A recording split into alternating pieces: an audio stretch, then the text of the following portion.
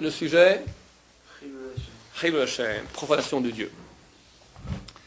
Profanation du nom, littéralement. Alors, ouvrez directement Maïmonide ici, dans le compte des mitzvot. Maïmonide a fait le compte des 613 mitzvot. 248 positifs, 365 négatifs. Et à la mitzvah 63, des lois négatives. Je lis littéralement, je le traduis, on va commenter. Dieu nous a averti de ne pas faire du Chilul Hashem, profanation du nom. Qu'est-ce que c'est? Vehu Hefer, c'est le contraire du Kiddush Hashem, de sanctifier le nom de Dieu. Il y a une mitzvah de sanctifier et une mitzvah de ne pas profaner. Comme il est marqué dans la Torah, vous ne profanerez pas le nom de ma sainteté. Et ce péché se partage en 3 parties, 2 générales et une spécifique. Il y a 3 sortes de Chilul Hashem. Le premier, c'est marqué Elo mitzvot asher yaseh Adam v'chai bahem. Voici les mitzvot que l'homme fera et vivra par ces mitzvot. La mitzvah donne de la vie. Chazal ont fait une dracha, ils ont dit Lo sheyamut bahem et la sheyachye bahem. Il ne faut pas mourir dans les mitzvot, il faut vivre dans les mitzvot. Ça veut dire que si maintenant vient quelqu'un, me met un pistolet sur la tempe et me dit ou tu manges du porc, ou je te tue. Mais tu ne vas pas manger du porc. C'est marqué, tu vas vivre dans les mitzvot. Et si je fais la mitzvah de ne pas manger du porc, je ne vis plus, je meurs. Donc la Torah me dit maintenant, tu manges, je mange le porc. S'il me dit faire Chilul Shabbat ou je te tue, idem. Alors que 3 mitzvot, qu'on appelle les mitzvot graves, averot, 3 péchés graves, que mieux vaut se faire tuer que de transgresser. S'il me dit ou tu tues ou je te tue, la Gemara dit, une svara, c'est un raisonnement logique très juste, qui dit pourquoi maintenant toi tu vas tuer pour ne pas être tué? Est-ce que ton sang est plus rouge que celui de ton prochain? Pas de logique là-dedans. Donc pour conserver une vie, tu supprimes une autre, alors conserve celle de l'autre et supprime la tienne. Je peux dire oui, mais je préfère quand même supprimer la sienne et conserver la mienne. C'est à double tranchant. Je veux dire. Qui me dit que son sang à lui est plus rouge que le mien? C'est dans les deux sens. Alors Chazal dit oui, mais néanmoins, il y a ce qui s'appelle Shev al Ta'aseh. Tu es assis et tu ne fais rien. Tu restes à l'état passif. Quand on te tue pour pas que tu tues, tu n'as rien fait. Mais quand tu vas et tu te lèves pour tuer quelqu'un pour pas qu'on te tue, tu es actif. Tu tues de façon active. Mieux vaut se faire tuer de façon passive plutôt que de tuer quelqu'un. Dans tous les cas, il y aura un mort. Mais mieux vaut être passif et mourir que être actif et faire mourir. Deuxième cas, c'est l'idolâtrie. Et il y a des limoudim, il y a des façons dont on apprend cela de la Torah, que si on me dit maintenant, ou tu fais un acte d'idolâtrie ou je te tue, alors on se fait tuer. C'est quoi un acte d'idolâtrie? Il y a 4 travaux d'idolâtrie 4 services idolâtres qui sont interdits dans toutes les sortes d'idolâtrie.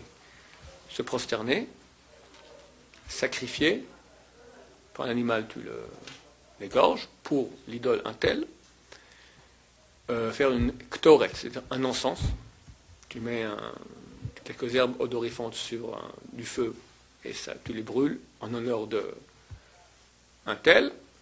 Et dernière, les libations. Libation, c'est ce qu'il y avait au temple, c'est on versait du vin ou de l'eau sur le temple, sur l'autel du temple, et c'était donc c'est un acte, un service divin. Pour n'importe quelle idole, si tu fais, même pas une idole, tu fais ça, moi je fais pour le soleil, je fais pour Mars, je fais pour quelqu'un que même toi tu inventes une nouvelle religion, et tu décides de faire un de ces 4 services divins pour cet objet-là, ou cette personne-là, alors c'est un issur karet, idolâtrie. Mieux vaut se faire tuer que de transgresser cela. Maintenant, si on te dit une autre sorte, type de service, si c'est le service spécial de cette idole, alors c'est interdit. Par exemple, en Inde, il y a un service divin qu'on fait à une certaine idole, ils se coupent les cheveux. Ils laissent pousser leurs cheveux longtemps, puis après, ils les rasent et ils offrent cela à l'idole. D'où on apprend cela, parce que on sait qu'il y a un gros problème aujourd'hui, c'est que les cheveux des hindous sont très bons, ils ont de très bonne qualité. Et la plupart des perruques chères, très chères, de cheveux naturels de bonne qualité, sont faits avec des cheveux qui viennent de l'Inde. Or, Tikrovet Avodazara, une offrande à une idole, c'est une chose qui est interdite et qui peut être annulée même dans 1 million. Tu mets un cheveu parmi 1 million de cheveux cachers, 1 million interdit, tous les cheveux sont interdits, parce que c'est très très grave. Or, nous savons que sur le marché, il y a des cheveux d'offrande hindous. Maintenant, il y a un problème, pourquoi? Parce que les hindous ne sont pas au courant de cela. Les pauvres hindous idolâtres, ils vont et ils offrent leurs cheveux à l'idole, et ils offrent le soir, le lendemain matin, ils voient que l'idole a mangé ça la nuit. Les prêtres idolâtres, ils viennent en douce, piquent les cheveux, vendent ça sur le marché du cheveu, des perruques, ça vaut une fortune, c'est très bien, ils sont un bon petit magot comme ça. Alors, vu que c'est une chose qui est faite au noir, on ne peut pas aller dévoiler ça, c'est une chose qui est très dure à savoir. Donc, il y a des rabbins qui disent que les perruques très chères, mieux vaut éviter pour les Bnei Torah, les gens qui veulent vraiment... On ne sait pas, c'est un doute, d'accord, c'est pas clair. Quoi qu'il en soit, pour venir à un autre sujet, donc si maintenant quelqu'un, il se rase les cheveux, il offre à une idole, alors il va offrir ça à l'idole, je ne sais pas moi, le Christ par exemple, d'accord? Ça va, il n'a rien fait, ça va, parce que le Christ n'a jamais demandé qu'on lui coupe les cheveux. S'il fait ça à l'idole, un hindouiste, dont je viens de parler maintenant, qui raffole ce genre de cheveux, alors dans ce cas-là, il transgresse l'interdit de Avodazara, d'idolâtrie. Troisième péché, qu'on appelle les harayot. Harayot sont des interdits sexuels. Il y en a 27, je ne me trompe pas, dans la Torah. Si quelqu'un vient nous dire, ou je te tue, ou tu transgresses ma intention sexuelle, mais il faut se faire tuer. Il y a un grand bluff, les gens croient que c'est que l'acte sexuel lui-même, la relation. C'est faux. C'est marqué harayot, va avizarayu. Harayot, c'est l'interdit lui-même, avizarayu, tous les accompagnateurs. C'est-à-dire, embrasser et plus. Je ne vous fais pas un dessin. D'accord? Tout ce qui est à caractère de profit du contact de chair qu'il y a entre masculin et féminin est interdit et il vaut se faire tuer que de transgresser cela. Même si c'est une grand-mère. Même si c'est une grand-mère, agonisante, poilue.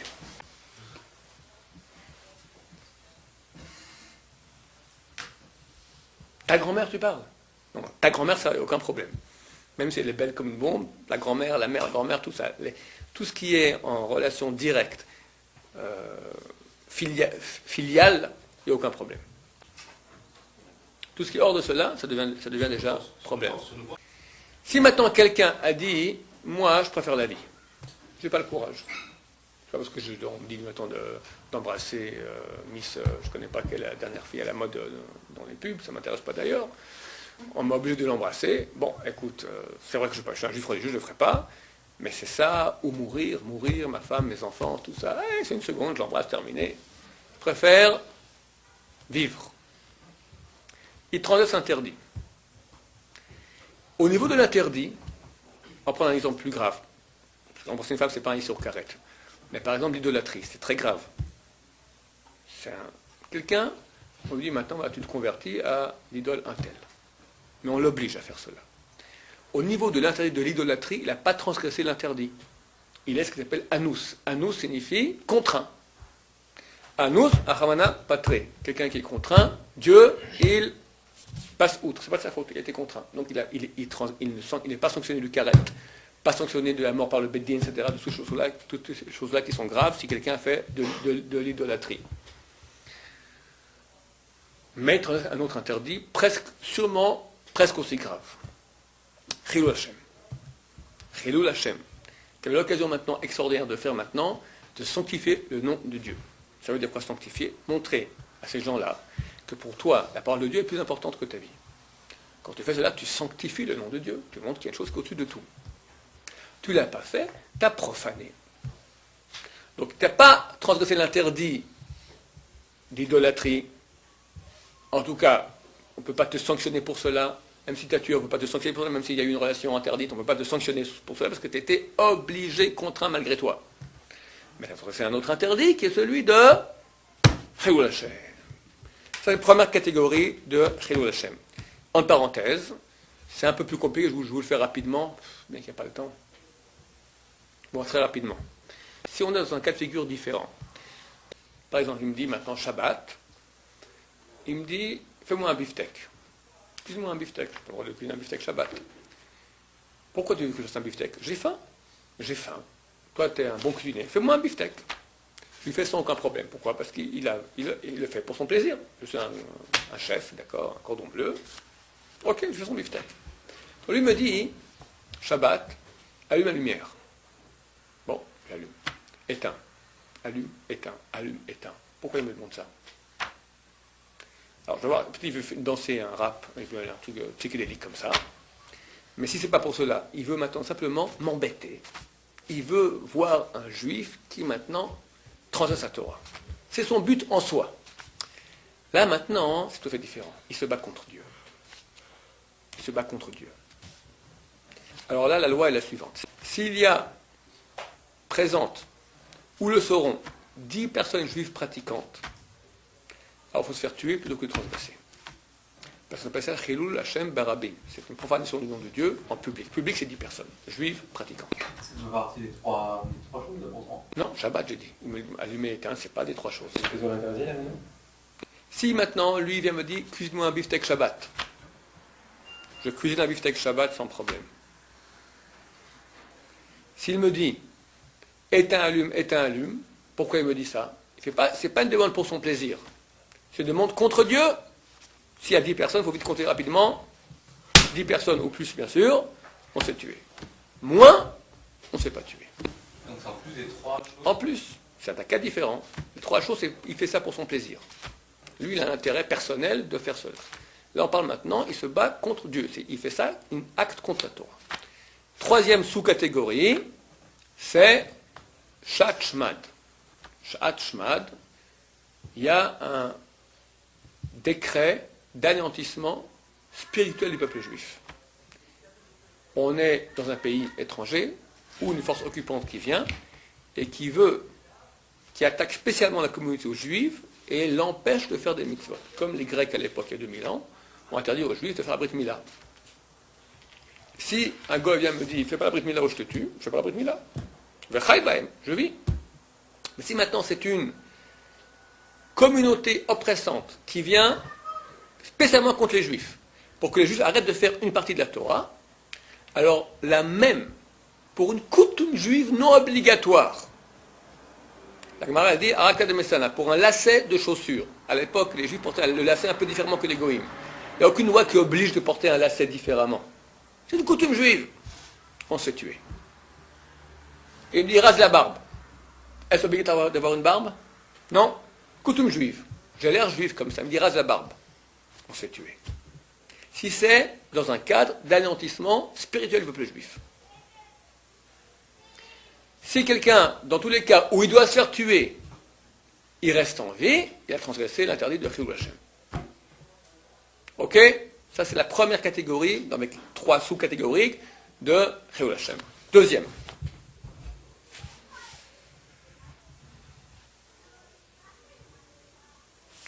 Quelqu'un fait un acte qui est interdit par la Torah sans Yetzer Hara physique, sans pulsion physique qui lui pousse.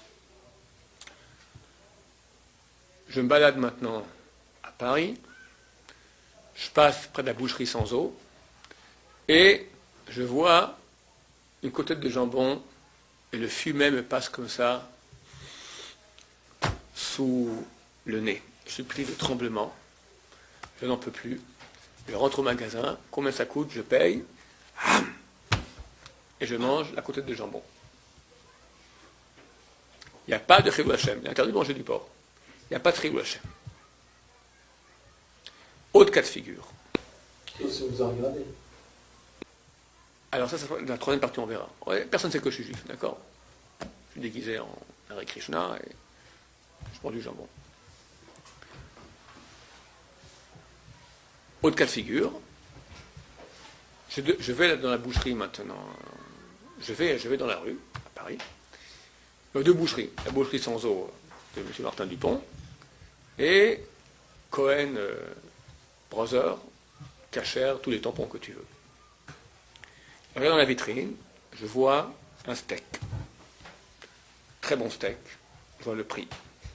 Dans l'autre vitrine, je vois un steak. Je vois le même prix. Les deux sont les mêmes steaks, le même prix, le même goût. Et je vais prendre celui de Martin Dupont, la boucherie sans eau. Pourquoi j'ai choisi ça et pas ça? C'est pas par pulsion physique. C'est pour embêter le peuple. Pour embêter Akashouro quelque part. Je m'en fous de ta Torah. Si j'ai une pulsion, c'est interdit de manger du porc. Mais tu as une pulsion, ok, quelque part c'est circonstance atténuante. Mais quand tu n'as aucun intérêt à faire ça plus que ça, tu choisis l'interdit plutôt que le permis, c'est une révolte contre Dieu. Tu as profané le nom de Dieu. Tu as fait que la parole de Dieu, elle n'est rien. Tu ne le calcules pas, comme on dit en bon français. Contraire, c'est Kiddush Hashem. Tu fais une mitzvah maintenant, sans aucune pulsion physique qui t'y pousse. Pas en recherche de l'honneur, pas parce que les gens ils font comme ça. Tu es dans la chambre tout seul maintenant. Tu as un morceau de chocolat. Tu peux ne pas faire la bracha, tu fais la bracha. Pourquoi tu fais la bracha? Pourquoi tu fais la bracha? Parce que Dieu a dit, Kiddush Hashem. C'est pas en public, j'en crois que Kiddush Hashem c'est tout en public. Non, tout seul dans ta chambre. Les deux steaks tout seul dans ta chambre, la bracha tout seul dans ta chambre. Chaque fois que quelqu'un fait une mitzvah, parce que Dieu a ordonné, et c'est tout, c'est Kiddush Hashem. Parce que Dieu a dit, donc tu sanctifies. Donc, c'est parce que moi, de la pulsion personnelle, je n'arrive pas à faire une bracha, ça me casse les pieds de dire Baruch Ata Hashem. Je veux manger directement. J'arrête 2 secondes, je me retiens, j'ai sanctifié le nom de Dieu, j'ai montré que Dieu passe avant tout. Avant ma pulsion de manger du chocolat. Donc dans tous les cas où quelqu'un transgresse un interdit sans qu'il y ait une pulsion physique qui l'y pousse, c'est Chilul Hashem. Troisième et dernier cas, qui est, comme dit Maïmonide, c'est un spécifique, c'est pas général, spécifique. C'est chaque fois que quelqu'un fera un acte qui, par rapport à son degré en Torah, en judaïcité, est considéré comme une chose répréhensible, mauvaise. Bien qu'elle n'est pas forcément interdite par la Torah. À plus forte raison, c'est l'interdite par la Torah. J'ai vu un juif voleur. J'ai vu un juif en train de faire un acte laid. On sait qu'il est juif. Chilul Hashem. Parce que le juif représente Dieu. Qu'est-ce que tu dois faire à ce moment-là? Quand on voit ça, quand on voit des juifs en train de transgresser devant nous, et c'est une autre mitzvah, une mitzvah de Tochecha, une mitzvah qu'on a une obligation de corriger les gens. Maintenant, ça dépend qui, quoi, comment, donc, où. C'est très délicat. si on est tout seul. Ils vont t'écouter. Ils vont écouter, bon, ils sont là en train de... Vraiment, mais moi je dis pas le vêtement, quoi. Ils sont habillés en religieux, ils transgressent des... Vraiment, ils transgressent vraiment le chemin des gars, ça passe à côté. Ouais. Devant nous, qu'est-ce qu'on doit faire? Tu veux dire Chilul Hashem. C'est tout. Non, mais je vais voir la Chilul Hashem. Tu vois...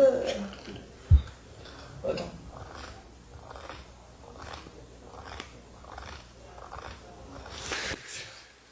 Tu parles maintenant, c'est un autre sujet. Bon, non, mais c'est un autre, maintenant, c'est la mitzvah de Tochecha. Tochecha, il y a une mitzvah de Ocheach, Tocheach et Amitecha. Tu corrigeras ton prochain. Maintenant, ça, il y a des lois très strictes et compliquées. Je vais en parler, mais ça sera pour un autre cours. Ça. Demain, si tu veux, on fait ça. Qu'est-ce qu'on doit faire? Maintenant, c'est pas seulement Chilul Hashem, n'importe qui, tu vois maintenant. Pas Chilul Hashem. Tu vois quelqu'un faire un acte qui n'est pas Chilul Hashem, mais tu le vois quand même, d'accord? Il ne fait pas le bras avant de manger. C'est aussi une avéra. Il faut peut-être le lui dire. Il ne se comporte pas bien avec son prochain, n'importe quoi. Maintenant, pardon. Là, ce que vous dites, c'est que pour les religieux, c'est encore plus grave que... Bien sûr. Alors maintenant, ça c'est le juif au sentier qu'on a vu voler. Alors, tu as eu, c'est encore un juif. Ça, c'est Chilul Hashem aussi, bien qu'il n'est pas religieux. Maintenant, quelqu'un de religieux, c'est encore plus grave. Et on a des choses maintenant qui sont déjà... il y a des mots, par exemple, qui sont utilisés par le commun des mortels, juifs ou pas, non religieux. M, C, P, d'accord, toutes sortes de mots chez Mishmor, d'accord. Attends, moi je viens et tu me vois comme ça dire ces mêmes mots. Et les gens sont choqués. Je dis, écoute, tu parles comme ça, pourquoi je ne parle pas moi comme ça? Non. Tu es un religieux, tu représentes Dieu. Ça ne se fait pas, tu parlais comme ça. Un type parle avec le ton un peu. Il s'énerve. Il est un peu grossier comme ça. Dans la rue, c'est pas encore passé. Un type maintenant qui représente Dieu, un étudiant de Torah, jamais de la vie. La conduite en voiture. Je crois que le lieu où il y a le plus de Chilul Hashem, c'est conduite en voiture. Tu brûles un feu rouge. Tu doubles par la droite. Tu n'as pas mis ton clignotant. Tu as doublé comme ça. Bon, si tu n'es pas un religieux, c'est normal. En Israël, c'est la normalité tout à fait. D'accord? Quelque chose de commun. C'est normal. Religieux, on te regarde différemment. On te regarde différemment. T'as vu? T'as vu ce type-là, religieux? Parce que les gens attendent du religieux plus, et ils ont raison. Tu montres que tu es un serviteur de Dieu, tu dois avoir une conduite compatible à ce que tu veux montrer. Qu'est-ce qui se passe maintenant? Si quelqu'un fait un acte qui pour lui est mal vu, mais d'après la Torah, lui sait que d'après la Torah, c'est bien de faire comme ça. Par exemple, je suis invité à une soirée mondaine, et je viens maintenant, et la maîtresse de maison qui vient, ils sont décolletés. Bonjour monsieur. Désolé madame, je ne donne pas la main aux femmes. Elle devient toute rouge. Des flèches sortent de ses yeux. Vous êtes encore un de ces religieux obscurantistes, ghettoistes, fondamentalistes, préhistoriques, fanatiques. Les gens qui sont tout à fait Chilul Hashem, le rabbin, qui douche Hashem? Parce que la Torah dit que je n'ai pas le droit de faire ça. Donc peu importe la réaction des gens dans ce cas-là. On regarde maintenant, est-ce que l'acte d'après la Torah, il est juste ou il est faux? S'il est juste, c'est Kiddush Hashem. Bien qu'il y ait une pression qui m'a fait faire une chose que j'aurais dit, je ne vais pas faire ça en public quand même. Qu'est-ce qui se passe? J'aurais pris la parole de Dieu, je dis, ok, Dieu, maintenant tu t'écartes, laisse... Ça c'est Chilul Hashem. Ça c'est Chilul Hashem. Les gens applaudissent, ah, enfin un rabbin ouvert qui serre la main aux femmes. Chilul Hashem. Parce que j'ai pris la parole de Dieu. Tout le monde sait que d'après la Torah, normal, on n'a pas le droit de faire ça. Je l'ai fait quand même, donc j'ai fait Chilul Hashem. Bien que les gens applaudissent. Tu comprends? Donc c'est pas forcément que les réactions des gens sont un critère si c'est Chilul ou Kiddush Hashem. Si c'est une chose qui est neutre, et la Torah n'en parle pas, mets tes doigts dans le nez. Je suis devant vous maintenant, ça me gratte terriblement. Pic. Hein? On est entre nous. Ou je me gratte tout à coup de façon un peu, je sais pas. D'accord? La Torah interdit de se gratter? Ça me gratte. J'ai le nez bouché là, ça me dérange. J'ai pas le droit? Où c'est marqué dans la Torah? Nulle part. Mais vu que dans les lois de savoir-vivre du monde, du commun des mortels, c'est une chose qui n'est pas polie, quelqu'un qui est un homme de Torah ne peut pas faire ça. C'est quoi un homme de Torah? C'est vous quand vous rentrez dans vos familles. Vous êtes les rabbins. Tu as fait 2 mois d'yeshiva, tu es un rabbin. Attention. Attention. Il faut être gentil, souriant, jamais s'énerver, être tip-top, il cherche où est la faille. Évidemment. Donc c'est une chose qui est neutre de ce type-là. Et les gens voient en mal, on doit respecter, parce que les gens vont dire, regarde ce rabbin qui se comporte sans savoir-vivre. Mais si maintenant, le savoir-vivre qu'eux ont, c'est contre la Torah, ils vont se faire voir, et puis la Torah passe avant. Comme dit le premier article du Shulchan Aroukh, mieux vaut être appelé idiot toute sa vie que de fâcher Dieu un seul instant. C'est courageux. Chilul Hashem, on est chayav, on est sanctionné quand on a fait beshogeg ou bemezid, de façon volontaire ou même involontaire. Très attention. C'est marqué que Dieu n'attend pas. D'habitude, quand on fait un péché, Dieu il attend. Qu'on fasse chouva, etc. Là, la sentence elle vient directe, rapidement. Il y a de réparation à la Chilul Hashem que la mort, comme ça dit Maïmonide. L'Agmar. On a vu de Rabbi Yonah qui dit non. Il y a une autre chose qui répare aussi, c'est Kiddush Hashem. Tu as beaucoup profané, sanctifie beaucoup. Hashem, que Dieu nous aide à ne jamais profaner et sanctifier le nom de Dieu, Baruch Adonai.